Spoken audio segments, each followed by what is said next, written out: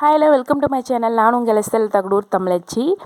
இன்றைக்கி கதை பார்க்குறதுக்கு முன்னாடி நம்ம எல்லாருக்குள்ளேயும் ஒரு கேள்வி இருக்குது. என்ன அப்படின்னா, நான் எவ்வளவோ கோயிலுக்கு போகிறேன், எவ்வளவோ பூஜைகள் பண்ணுறேன், எவ்வளவோ சாமி கும்பிட்றேன், இருந்தாலும் எனக்கு ஏன் இந்த மாதிரி ஒரு பையன் பிறந்திருக்கான், இந்த மாதிரி ஒரு பொண்ணு பிறந்திருக்கா அப்படின்னு பேசுகிறவங்களும் இருக்காங்க. சில பேர் கடவுள் நம்பிக்கையே இருக்காது. கடவுளா ஓகே, அதுவும் ஒரு ஒளி மாதிரி தான், நம்ம என்ன நினைக்கிறோமோ அதோட ரிஃப்ளெக்ஷன் தான் அப்படின்னு நம்புறவங்களும் நிறைய பேர் இருக்காங்க. அவங்களோட பசங்கள் பார்த்தீங்கன்னு வச்சுக்கோங்களேன், அவங்க வாழ்க்கைக்கு என்ன தேவை, ஒரு கெட்ட பழக்கம் இல்லை, ஒரு கெட்ட வார்த்தைகளோ எந்த வித கெட்ட எண்ணங்களோ எதுவுமே இல்லாமல் ரொம்ப ஹாப்பியாக இருப்பாங்க. இன்னும் சிலர் பார்த்தீங்கன்னு வச்சுக்கோங்களேன், பார்க்குறதுக்கே அவங்க அப்பா அம்மான்றது இவங்க பையன்தானா அப்படின்ற மாதிரி நம்பவே மாட்டாங்க. ஏன்னா அவங்க அப்பா அம்மா ரொம்ப தெளிவில்லாமல் ரொம்ப எப்படின்னா யார் எது சொன்னாலும் ஆமாம் சாமி சரி சாமி அப்படின்னு நம்புகிற ஆளுங்க. ஆனால் அவங்க பசங்களை பார்த்தீங்கன்னு வச்சுக்கோங்களேன், எல்லார் முன்னாடியும் இவங்க பையனா அப்படின்ற அளவுக்கு பேரும் புகழும் வாங்கியிருப்பாங்க. இதுக்கெல்லாம் என்ன காரணம்னு நீங்கள் நினைக்கிறீங்க? எல்லாமே வளர்ப்புறையில் இருந்தோ இல்லை நம்ம வயிற்றில் இருக்கும்போது இந்த மாதிரி நினைக்கிறோம் அந்த மாதிரியெல்லாம் சொல்லி கொடுத்தா அது சயின்டிஃபிக்கான உண்மையான ரீசன்களும் இருக்கலாம். ஆனால் ஒரு மூல காரணம்னு ஒன்று இருக்கும் இல்லைங்களா, அந்த மாதிரி நிறைய பேருக்கு என்னென்னவோ பண்ணுறோம், ஆனால் எப்படிடா நம்ம குழந்தைங்கள இந்த அளவுக்கு பண்ணுறது அப்படின்ற மாதிரி நிறைய கேள்விகள் இருக்குது. நான் எவ்வளவோ பண்ணியும் என் பசங்க இப்படி என்ன கஷ்டப்படுத்துகிறாங்களே, இந்த அளவுக்கு கேவலமாக நடந்துக்கிறாங்களே அப்படின்னு வேதனைப்படுற பெற்றோரும் இருக்குது. அதுக்கு காரணம் என்ன அப்படின்னு பார்த்தீங்கன்னா, நீங்கள் செய்த புண்ணிய காரங்களும் கர்ம காரியங்களும் தான் உங்களோட பிள்ளைகளாக பிறக்கும் அப்படின்றது சொல்கிறாங்க. சாஸ்திரங்களில் இது நிறைய இடங்களில் சொல்லப்பட்டிருக்கு. சரி, அந்த மாதிரி ஒரு கதை மூலமாக சொன்னால் நம்மளுக்கு ஈஸியாக புரியும் இல்லைங்களா, அந்த மாதிரி கதை மூலமாக தெரிஞ்சுக்கிட்டு அதுக்கப்புறம் நம்ம வாழ்க்கையில் ஃபாலோ பண்ணுறது ரொம்பவே ஈஸியாக இருக்கும். சரி வாங்க கதைக்குள்ளே போகலாம். ஒரு சின்ன கிராமம், இப்போ தான் அது வளர்ந்து வர ஒரு கிராமம் இல்லைங்களா. அந்த மாதிரி கிராமங்கள் எல்லா இடத்துலையுமே மேக்ஸிமம் புவர் பீப்புள்ஸ் இருப்பாங்க, இல்லைன்னா ரொம்ப பிலோ ஆவரேஜ் மாதிரியும் இருப்பாங்க இல்லைங்களா. அந்த மாதிரி இருக்க இடத்துல கொஞ்சம் பணம் இருந்துட்டால் கூட அவருக்கு அந்த கிராமத்தில் ஒரு ஐஃபையான பேர் இருக்கும் இல்லைங்களா. அந்த மாதிரி இந்த கிராமத்தில் ஒருத்தர் இருக்கார். அவர் எப்படின்னா, கஷ்டம்னு வரவங்கக்கிட்டேயும் எதுவுமே இல்லை அப்படின்ட்டு வரவங்கக்கிட்டேயும் வட்டிக்கு பணம் விட்டு தன்னோட தொழிலை செஞ்சிட்ருக்கிறவர் சரிங்களா. அந்த மாதிரி நிறைய விவசாயிகள் அவர்கிட்ட கடன் கேட்குறாங்க. அந்த கடன் திருப்பி செலுத்த முடியாத பட்சத்துக்கு என்ன பண்ணுவாங்கன்னா, அவங்கக்கிட்ட வேலைக்காக தன்னோட பசங்களை அனுப்பிடுவாங்களாம். அவங்களோட கடன் முடிஞ்சதுக்கப்புறம் தன்னோட பையனுங்களை மீட்டுப்பாங்க. இந்த மாதிரி நிறைய பேர் குடும்ப கஷ்டத்துக்காகவும் விவசாயிகள் பட்ட கடனுக்காகவும் அடைக்கிறதுக்காக நிறைய பேர் கடன் வாங்கியிருப்பாங்க. அந்த கடனை திருப்பி செலுத்த முடியாமல் தன்னோட பிள்ளைகளை ரொம்ப கஷ்டத்தோடு எடுத்துகிட்டு போய் அவர்கிட்ட விட்டுட்டு வருவாங்க. அந்த மாதிரி இந்த ஊரில் ஒருத்தர் இருக்கார். அவரும் எவ்வளவோ ட்ரை பண்ணுறாரு, விவசாயத்தில் நிறைய நம்மளால் சாதிக்க முடியும்னு ட்ரை பண்ணி பார்த்துட்டு கடைசியில் தோல்வியே நின்றது.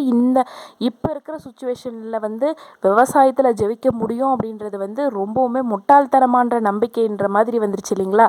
எல்லாமே விவசாயம் பண்ணாவே முட்டாள் அப்படின்ற நிலமையில வந்துருச்சு. ஆனால் ஃப்யூச்சரில் விவசாயம் தான் கடவுள் அப்படின்ற நம்புகிற காலங்களும் வரும். சரி வெயிட் அண்ட் see. ஓகே, அந்த மாதிரி விவசாயத்தில் என்னமோ பண்ணணும்னு நினைக்கிறாரு, ஆனால் எதுவுமே பண்ண முடியல. கடைசியில் ரொம்பவுமே கடனாளியாக மாறிடுறாரு. அதனால் தன்னோட 2 பசங்களையும் அழைச்சிட்டு போய் அந்த கடன்காரன் வட்டி தொழில் செய்கிறவர்கிட்ட விட்டுட்டு ரொம்ப கஷ்டத்தோடு வீடு திரும்பி வராரு.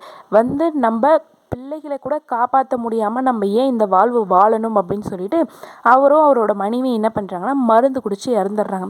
இதை கேள்விப்பட்ட அந்த 2 பசங்களும் என்ன பண்ணுவாங்கன்னா, ஐயோ இந்த சின்ன வயசில் என்ன பாவம் பண்ணாங்களோ எங்கள் அப்பாவும் அம்மாவும், சந்தோஷமாக வாழ வேண்டிய காலகட்டத்தில் எங்களையும் இந்த இடத்துல விட்டுட்டு இப்படி எங்களை அனாதையாக்கிட்டு அவங்க போய் சேர்ந்துட்டாங்களே, அவங்க என்ன பாவம் பண்ணியிருப்பாங்களோ அப்படின்னு சொல்லிட்டு 2 பேரும் அதை ரொம்ப கதறி அழுகுறாங்க. அங்கே இருக்கிற எல்லாருமே அவங்க அழுகிறத பார்த்துட்டு கண்ணில் தண்ணீர் வருதே தவிர அவங்களாலையும் எதுவும் பண்ண முடியல. இந்த மாதிரி இப்போ 2 பேருக்குமே அப்பா அம்மா கிடையாது. நம்ம வாழ்க்கையில் என்ன பண்ண போகிறோம் அப்படின்னு சொல்லிட்டு ரொம்பவுமே கஷ்டப்பட்டு திரும்ப அவர்கிட்ட வேலைக்கு போகிறாங்க. போகும்போது அந்த நாட்டுக்கு அந்த கிராமத்துக்கு ஒரு போதகர் வராரு. எப்படின்னா, வாழ்க்கைனா என்ன, வாழ்க்கையிலோட தத்துவங்களை பற்றி போதனை செய்கிறாரு. அதை அண்ணன் தம்பிங்க 2 பேரில் அண்ணன் மட்டும் கேட்குறாரு. கேட்டுட்டா எல்லாத்தையும் முழுமையாக தன்னோட மனசில் வாங்கிக்கிட்டு வந்து அவனோட தம்பிக்கு எடுத்து சொல்கிறாரு.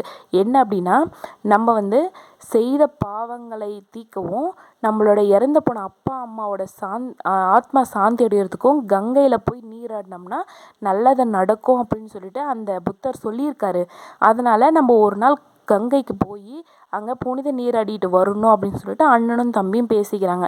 சரி, என்னைக்கு போகலாம் அப்படின்னா, என்னைக்காவது வந்து இந்த வட்டிக்காரன் எங்கேயாவது ஊருக்கு போவான், அப்போ சமயமாக பார்த்து நம்ம இங்கேருந்து ஓடிடலாம் அப்படின்னு சொல்லிட்டு 2 பேரும் பிளான் பண்ணி வச்சுருக்காங்க.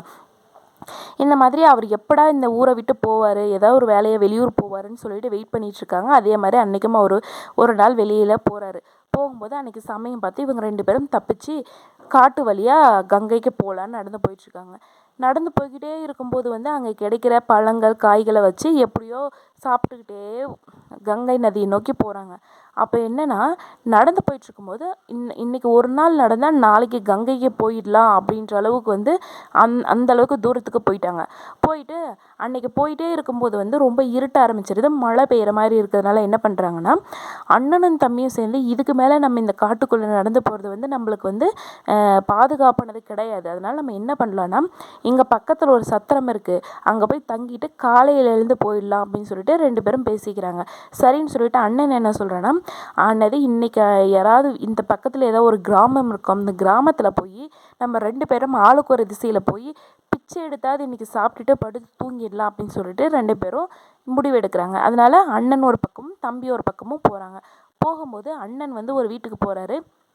அப்போ அந்த வீட்டில் வந்து ஒரு விவசாயி குடும்பம் வந்து தனக்கு பிள்ளைகள் இல்லை அப்படின்னு சொல்லிட்டு கடவுள்கிட்ட வேண்டிக்கிட்டு கண்ணீர் மல்க பிரார்த்தனை பண்ணிகிட்டு இருக்காங்க. அப்போ வந்து வெளியில் ஒரு குரல் கேட்குது, ஐயா சாப்பிட ஏதாவது இருந்தால் கொடுங்க, ரொம்ப பசிக்குது அப்படின்னு சொல்லிட்டு ஒரு குரல் கேட்குது. அது கேட்ட உடனே அந்த வீட்டில் இருந்த கணவன் மனைவி 2 பேருமே வெளியில் வராங்க.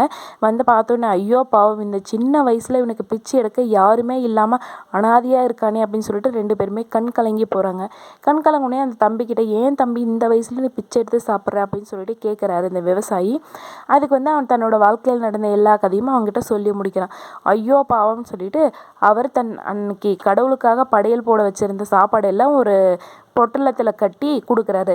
கொடுக்கும்போது அவங்க சரி சாப்பிடு தம்பின்னு சொல்லிட்டு கொடுக்கும்போது, இல்லைங்கய்யா, எனக்காக என் தம்பி அங்கே சத்திரத்தில் காத்துக்கிட்டு இருப்பான், நானும் போய் சேர்ந்து சாப்பிட்டுக்கிறோம் அப்படின்னு சொல்லிட்டு அந்த பொட்டலத்தை வாங்கி அவங்களுக்கு நன்றி சொல்லிட்டு இவன் கிளம்பி போயிடுறான். மறுபக்கம் போனான் பார்த்தியா என் தம்பி, அவன் எங்கே போகிறான்னா, செல்வந்தர் அந்த கிராமத்தில் அவர் தான் ஒரு பெரிய செல்வந்தர். அவர் செல்வந்தர்னு நினச்சி அவன் போல் பிச்சை எடுக்கிறதுக்காக போய் நிற்பான். அவர் வீட்டில் பூஜை பண்ணிகிட்ருப்பார் படையல் போட்டு. அப்போ வந்து வெளியில் எல்லோரும் வெயிட் பண்ணிகிட்ருப்பாங்க. பொட்டலத்தில் பூஜை முடிஞ்சதுக்கப்புறமா அவருக்கு சாப்பாடு கொடுக்கலாம் அப்படின்னு சொல்லிட்டு. பூஜை வந்து ரொம்ப நேரமாக போயிட்டுருக்கும். இவனால் பசி தாங்க முடியாது. ரொம்ப நேரம் நின்று பார்ப்பா. அவனால் முடியாமல் என்ன பண்ணுவான்னா, அங்கே கட்டி வச்சிருந்த பொட்டலத்துலேருந்து ஒரு பொட்டலத்தை எடுக்க பார்ப்பான். அப்போ சமயம் அந்த செல்வந்தர் பார்த்துடுறாரு. பார்த்துட்டு யார் அதை அந்த பொட்டலத்தை திருடுறது அப்படின்னு சொல்லிட்டு சொன்னோடனே பயத்தில் என்ன பண்ணுவான், ஓட ஆரம்பிச்சிருவான். பின்னாடியே துரத்திக்கிட்டே ஒரு கல் எடுத்து அவன் மேலே எறிகிறாரு. அது கரெக்டாக அவரோட நடு முதுகில் பட்டு அவனோட முதுகு உடைஞ்சு போயிடுது. அதில் தட்டு தடமாரி எப்படியோ சத்திரத்துக்கு வந்து சேர்றான். அவங்க அண்ணன் அவனுக்காக வெயிட் பண்ணிட்டு இருக்காரு இல்லையா, அவர் பார்த்த உடனே அவன் தம்பியோட நிலைமை பார்த்துட்டு ரொம்பவுமே துடிச்சு போயிடுறான். என்னடா தம்பி இப்படி வரானேன்னு சொல்லிட்டு அவன் தம்பிக்கிட்ட போய் கேட்குறான். அவன் நடந்ததை சொல்கிறான். அண்ணா, நான் எப்படியாவது கங்கை நதியில் போய் குளிச்சே ஆகணும், நான் செஞ்ச பாவங்களெல்லாம் தீர்க்கணும், நீ எப்படியாவது என்னை கூட்டு போகணும் அப்படின்னு சொல்லிட்டு அவங்க அண்ணங்கிட்ட அழுகிறான். கவலைப்படாத தம்பின்னு சொல்லிட்டு அவனை தூக்கி முதுகில் சுமந்துக்கிட்டே கங்கை நதியை நோக்கி போய் கரையில் நிற்கிறான். நின்ன உடனே, அண்ணா, நான் வந்து சாப்பாடை போட்டினதை திருநது வந்து தப்பு தான், நான் இல்லைன்னு சொல்லலை, ஒத்துக்கிறேன். ஆனால் என்னால் பசி தாங்க முடியலண்ணா, அதுக்காக தான் நான் வந்து அந்த பொட்டலத்தை திருடிட்டேன். இந்த கங்கை நதியில் குளிச்சு என்னோட பாவத்தை நான் கழுவிடுறேன். ஆனால் இந்த முதுகு உடைஞ்ச என்னை வச்சுட்டு நீ ரொம்பவுமே சிரமப்படுவ, அதனால உனக்கு நான் பாரமாக இருக்க விரும்பலை அப்படின்னு சொல்லிட்டு அவர் அந்த கங்கை நதியில் சொன்ன அடுத்த செகண்டே அந்த கங்கை நதியில் குதிச்சிடுறான் அவன். ஐயோ தம்பின்னு சொல்லிட்டு பின்னாடியே அண்ணனும் குதிக்கிறான். தேடி பார்க்குறான். ஆனால் அதுக்குள்ளேயே அவங்க தம்பியை அந்த நதி அடிச்சுட்டு போயிருக்கும். பிறகு அண்ணன் ஏறி வந்து உட்காந்துட்டு ரொம்ப அழுகிறான். பார்த்த உடனே, என்ன நான் பாவம் பண்ணேன்னு தெரியலையே, தம்பி இல்லாத வாழ்க்கை என்னால் வாழ முடியாதுன்னு சொல்லிட்டு நிற்கிறான். அப்போ வந்து கடவுளை பார்த்து ஒரு கேள்வி கேட்குறான். இறைவா, நாங்கள் என்ன பாவம் பண்ணோன்னு சொல்லிட்டு எங்கள் அப்பா அம்மாவையும் பிரிச்சுட்ட, என் கூட பிறந்த என் தம்பியும் நீயே எடுத்துக்கிட்ட, இதுக்கு மேலே நான் ஏன் வாழணும்? நீ எனக்காக ஒன்றே ஒன்று மட்டும் செய்ய, நல்லதை நினைக்கிறவங்களுக்கு நல்லதே செய்யும், கெட்டது நினைக்கிறவங்களுக்கு அவங்க என்னப்படியே அவங்க வாழ்க்கையை கொடு அப்படின்னு சொல்லிட்டு அவனும் அந்த நதியில் குதித்து தன்னோட உயிரை மாச்சிக்கிறான். சரி, கொஞ்ச நாள் ஆகுது. அப்போ அந்த கிராமத்தில் இருந்த அந்த ஏழை விவசாயிக்கு ஒரு மகன் பிறக்கிறான். அவன் எப்படின்னா பேரும் புகழும் சரி, அறிவிலும் சரி, திறமையிலும் சரி ரொம்பவுமே மேலோங்கி நிற்கிறான். இந்த ஊரே இப்படிப்பட்ட பிள்ளையை வளர்க்கறதுக்காக தான் நீங்கள் இவ்வளோ வருஷங்கள் வெயிட் பண்ணீங்களா அப்படின்ற அளவுக்கு அவன் ரொம்பவுமே ஒழுக்கமான பையனாக வளர்றான். ஆனால் இந்த செல்வந்தர் மகன் இல்லைன்னு சொல்லிட்டு வேண்டிட்டு தான் இந்த பூஜை பண்ணியிருப்பாரு. அவனுக்கும் ஒரு மகன் பிறப்பான். அவன் என்ன பண்ணுவான்னா ஊரில் இருக்கிற உலகத்தில் இருக்கிற எல்லா அக்கிரமங்களையும் அவன் கற்று வச்சுருப்பான். எல்லா கெட்ட பிள்ளைங்களையும் அவன் பழகியிருப்பான்.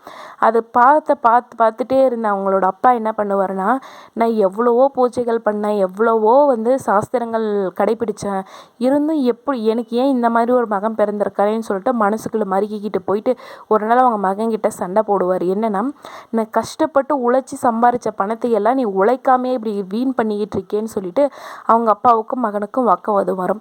அப்போ கோவப்பட்ட மகன் என்ன பண்ணுவான்னா, பக்கத்தில் இருந்த ஒரு கட்டையை எடுத்து அவனோட அப்பாவின் முதுகுலே அடிச்சிடறான். அப்போ அவங்க அப்பா முதுகு உடைஞ்சி கீழே விழுவுரு, அப்படியே படுத்த படுக்கையாக மாறிடுறாரு.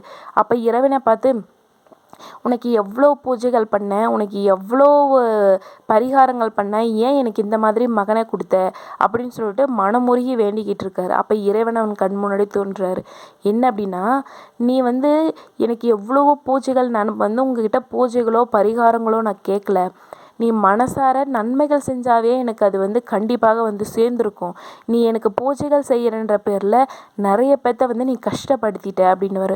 அப்போ அவர் யோசிப்பார். அதுக்கு உனக்கு ஒரு நாள் ஞாபகம் இருக்கா, ஒரு உணவு பொட்டலத்தை திருடிட்டு போனான்னு சொல்லிட்டு ஒரு கல் எடுத்து எரிஞ்சு அந்த பையன் சாவுக்கு நீ காரணமாயிட்ட. நீ இத்தனை நாள் செஞ்சு வச்ச புண்ணியங்கள் எல்லாமே அந்த பையன் இறந்து போனதில் எல்லாமே உன்னோட பாவக்கணக்கில் சேர்ந்துருச்சு, உன்னோட புண்ணியங்கள் எல்லாமே தீர்ந்து போச்சு. இப்போ அந்த பையன் இறந்து போன பையன் தான் உனக்கு மகனாக இந்த அளவுக்கு உனக்கு கஷ்டத்தை கொடுத்துட்ருக்கான் அப்படின்னு சொல்லுவாங்க. கடவுள் எப்பயுமே எனக்கு நிறைய படையல் போட்டு பூஜைகள் செஞ்சு புனஸ்காரங்கள் செஞ்சு என்னை வாழ்த்துங்க அப்படின்னு சொல்லிட்டு எந்த கடவுளும் கேட்கறது கிடையாது. நீங்கள் மனசார உங்களால் முடிஞ்ச அளவுக்கு ஒருத்தருக்கு உதவி பண்ணாவே போதும். கடவுளே உங்களுக்கு மகனாவோ மகளாவோ பிறந்து உங்களுக்கு தேவையானதை செஞ்சு மகிழ்ச்சியோட வாழ்க்கையை தருவாங்க. இதுக்கு மேலே முடிஞ்ச வரைக்கும் சின்ன சின்ன உதவிகள், உதவியில் பெருசு சின்னசுன்றது கிடையாது. உதவின்றது எப்படியாப்பட்டவனுக்கும் கீழே விழுந்தவனை எழுத்து நிறுத்துறது கூட ஒரு உதவி தான். அது உங்களுக்கு வேணால் அது சின்ன உதவியாக இருக்கலாம், ஆனால் அடிப்பட்டவனுக்கு தான் தெரியுமா அந்த உதவியின் பலன், இல்லைங்களா? அந்த மாதிரி முடிஞ்ச வரைக்கும் கடவுளுக்காக எல்லாமே செய்யணும். கடவுள் தான் எல்லாமே செய்வார், கடவுளுக்கு தான் நம்ம எல்லாமே செய்யணும், நம்ம கடவுளுக்கு செஞ்சால் நிறைய புண்ணியங்கள் கிடைக்கும் அப்படின்னு செய்கிறது எல்லாமே முட்டாள்தான். நீங்கள் ஒரு சின்ன உதவி, ஒருத்தருக்கு தண்ணி குடிக்கிறது கூட பெரிய உதவி தான், சரிங்களா? காலத்தில் செய்த உதவி எப்பொழுதுமே உலகை விட பெரியது அப்படின்றது வள்ளுவரும் சொல்லியிருக்காரு. இதுக்கப்புறமாவது நம்ம கடவுளுக்கு செய்கிறது தான் எல்லாமே நல்லதுன்னு நினச்சிட்டு செய்கிறது தவிர்த்துட்டு முடிஞ்ச வரைக்கும் உங்களால் முடிஞ்ச ஒரு சின்ன சின்ன உதவிகளை செஞ்சு உங்கள் வாழ்க்கையும் சரி, பின்னாடி வர சந்ததிகளும் சரி, நீங்கள் வளமாக வாழணும் அப்படின்னா நீங்கள் இப்போ செய்கிற புண்ணியங்கள் தான் உங்களுக்கு குழந்தைகளாக பிறப்பாங்க அப்படின்றத மனசில் வச்சுக்கிட்டு இதுக்கு மேலே நீங்கள் உங்கள் வாழ்க்கையை தொடங்குங்க. கண்டிப்பாக சந்தோஷமாக இருக்கும். இந்த கதை பிடிச்சிருக்குன்னு நினைக்கிறேன். பிடிச்சிருந்தா லைக் பண்ணுங்கள், ஷேர் பண்ணுங்கள், கண்டிப்பாக மறக்காமல் சப்ஸ்கிரைப் பண்ணுங்கள். தேங்க்யூ.